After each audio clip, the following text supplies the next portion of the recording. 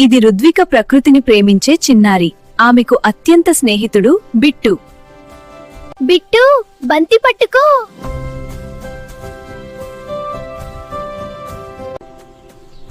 ఏమిటి ఈ శబ్దం? ఎవరో బాధలో ఉన్నట్టుంది.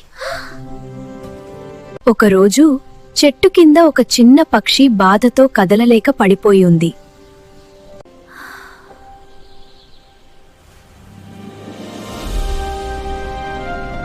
అయ్యో బిట్టు, పాపం ఈ పక్షి గాయపడింది. దాన్ని మనం కాపాడాలి.